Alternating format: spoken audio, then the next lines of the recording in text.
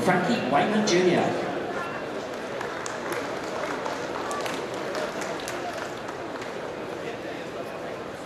Good morning, Frank. Now, a very busy weekend, taking part in the live action arena once again, of course coming off the back of a very, very busy and successful year in Formula 1 stock car racing. Now, in the nicest possible way, obviously you're well into your 4th decade of your life, and been racing for most of that life as well. Most drivers of your age, particularly those who have got your children have come through the sport as well, most drivers of your age are on the way down. But last year, of course, highly successful year, British champion, world champion, you were very much still at the top of your game. Yeah, definitely. So a few quiet years, getting the kids going, getting the minis, and obviously then getting them started in their adult careers. Which sort of took my race in the backseat a little bit. Still thereabouts, but like last year, we got a new show car, got right back into it, so good sponsorship, and obviously it improved us in the championship. I mean, what motivates you to keep going for so long? You said you had a couple of quiet years, they weren't that quiet in all fairness, but what motivates you to keep going? I've always had a massive will to win whatever I take part in, and that it's never leaves me. That was the driving force behind me to New Zealand, different challenge, something different drivers, and to go there with the World Championship 3 times, when I look back, I was sat in the live action yesterday with Phoebe, Frankie and my brother Danny, and the first time I went out, and it was quite emotional, because it's something I probably never get to do again, maybe, and it just got to me a little bit. I thought, that's something I'm quite proud of. I'm really proud of the kids and Danny, obviously. And what we're doing as an adult, they would do it anyway, never would. And it's what they want to do, and they are already at it. Justifiably so as ever, justifiably proud. Now looking back to last year, say highly successful year, British champion, world champion, Formula 1 stock car racing in this country races on the 2 surfaces, the tarmac, the shale, which involves 2 separate cars. You might have 2 biggest titles in the sport on those 2 separate surfaces. Yeah, definitely. I say winning a national championship as well, all season long points. It was an absolute superb year. It was one of those years you don't get 2 of them in your career, and I've had quite a few now, and it takes you by surprise. When you sit there like now, I've got to go into this season. On the back of that, and it's where do you go from there? There's only one way, and that's down or try and keep going, and we're just going to try and keep going. And of course, just so we think history could be rewritten again, it was because on the same night at Skegness for your British Championship title win, Phoebe won the V8 British, and then you went and won the Formula 1 British as well. So that was an unbelievable thing.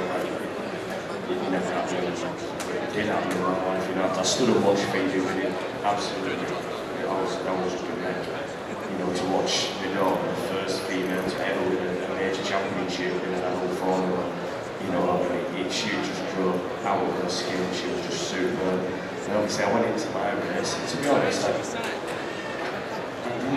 I got in the car and I was like, I don't even want to be here, do you know what I mean? I'd seen her with hers, and I was done for the day. I didn't expect any more. And obviously I got taken out right at the start. I was virtually at the back, and I just fought my way back through on the so I'd get back up there. And it was a sweet race, some real big hits going in, and we were winning it. To be honest, it's one of those things. So do you think rather than Phoebe inspiring you, it was a case of, well, Phoebe's done that, and it was a case of what will be with your own race then? Yeah, definitely. Like I said, I was a British World Times ago, the fact that I didn't need to prove anything or do anything. There's a lot of drivers out there wanting to win it that night. Obviously, I was speaking his last year, so you've been winning the championship, he wanted to win it. I qualified sort of 34th row, it was alright, and we were just thereabouts, but the race obviously felt right.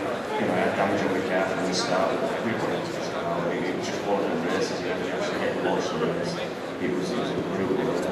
You mentioned Rob Speak, you've had quite a rivalry with him for quite some time throughout your careers, going way back to when you were teenagers in mini stocks. Of course, your world title this year, that ended up being a battle between yourself and Rob right down to the end. Yeah, we go right back to the mini stock days, back when we were 12, 13 years old. So we've gone right through it. Obviously, we went to the tours for a bit.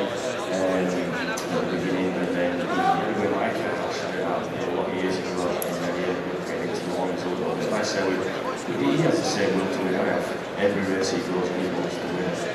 Seconds not good enough, and that's how we do it. Getting back to that world final, quite difficult track conditions on the day. It rained throughout the day, and the track dried as the race went on, so thus the track changed as the race went on, so it must have been very difficult to judge. Yeah, it was. I mean, everybody was telling me all day I was the favourite, it was raining, so I didn't like it, it's raining, but it would spoil the race if the race had been wet. But the track just came to the degraded it and sorted it, the track was awesome, it was so good. And it was just an awesome fast race, just from start to finish, you know, for the leaders and good. Now looking forward to this year, you say what do you do? And if you're looking to emulate what you've done, but is it going to be same cars, new cars? I was hoping to have a new tarmac car at the start, and yeah, obviously we're busy getting everything for the show, and I've also got cars to build for the vehicle, which of course is what funds you racing, yeah, it's a day job. You know, we're obviously getting these cars for the show today, we've got 3 cars in the live action, the 2 cars down here, it just takes a lot of time.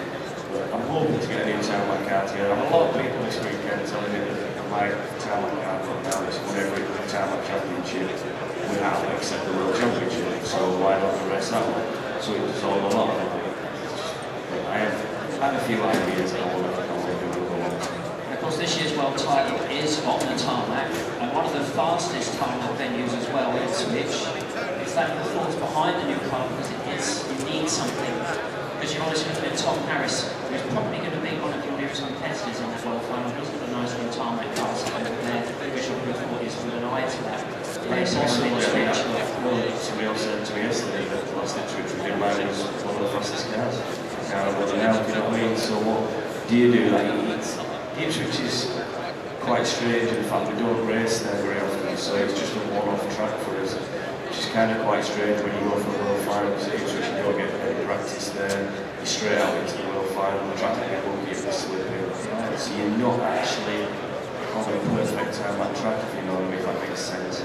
So, I suppose that does level the playing field out. If practice, if it's not a track you regularly race on, it does level it out. So therefore, it is going to be those drivers who are that much better on. You know, it's not going to be those on top of the races here all the time. It's always going to be if you are all on the same level of playing field, that does.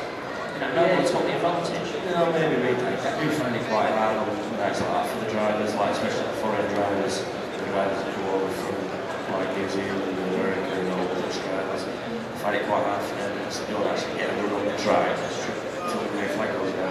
And that's a little bit hard for me because obviously commentary every race the night before, we all get to race, get to run on the track, and you know, get to win good stuff for the race. Now you mentioned New Zealand, you had a lot of success there as you said. Now, we've got a clip here in New Zealand as we say. Now where are you off to?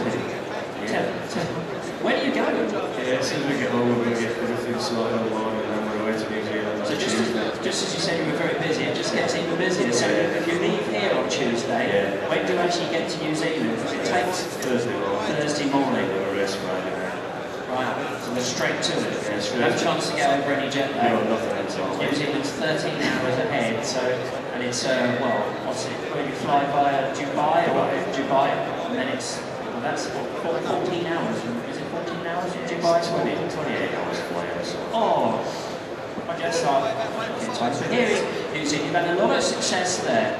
Now, tell us really what the differences are between, because whilst it's similar, these are obviously V8 powered cars bundled up to the hill for contact racing. What are the similarities between us and New Zealand, and what are the obvious differences? So, the cars are very sort of similar in the way that we're all linked together, but in New Zealand, nearly every race is won by a team or a club. So it's not as individual, like, you know, every championship's over 3 races on points. Whoever's won points for the last race, their team members will win that race. So it's not as individual as we are over here. We all race individual every race. Obviously, I've been over there, won the 240s 3 times. My aim was always to take part in the team and try and get a good team together to win the team's championship. Back in the beginning, it was looked at as being impossible, you know, to get 4 cars, 5 cars and 5 drivers out there. It's a lot of money, a lot of time. But after a lot of effort from Guy and the promotions from New Zealand, we managed to get over there. Like I said, we got second in our first year, and it just snowballed from there. It just went on and on, and now we're so good part of this year's team, obviously yourself. Yes. Lee First is already there. I've seen the clips on social media. Yeah, we've got obviously Ben and Bob Griffin and John Nelson this year. So you don't have to be a top driver. You don't have to be a prolific race winner. You need to be a good hard driver who will give a hit and take a hit. That's the difference with New Zealand. You don't have to put many fast laps in. It's not about speed.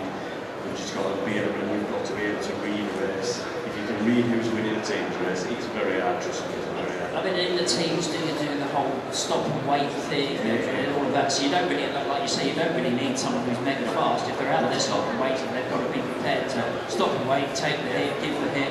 Correct. And you also need a driver who would put himself on the line for you. You know, to have trust in a driver to say he will take that hit for you and not bottle out of it, and that's a big part of it. You sort of get a team long going, and it gets really good. And Chris Carroll was really good last year. He's having a baby this year, so he couldn't go over, but he fell into it really well. Everybody's like, why is Chris? He had what it took. He could protect the hit and he'd be able to give the hits, and he could read the race. Well, yes, and getting back to the Gears and Tears programme that you featured in, Chris Carey, of course, featured in that simply because he was a little bit of a naughty boy at the time. I'm thinking back to that, so that's what it's all about. You need that. You need that little bit about you where you take that extra little. So we wish you all the very best in your trip to New Zealand and throughout the rest of season 2017 as well. And well, all the very best. We're going to get over to the live action. I've just noticed the time is marching on and you've got to be there very swiftly, so you've got to jog across to Hall 5. Ladies and gentlemen, one of the biggest names in the history of stock car racing, Frankie Wainman Jnr. Thank you.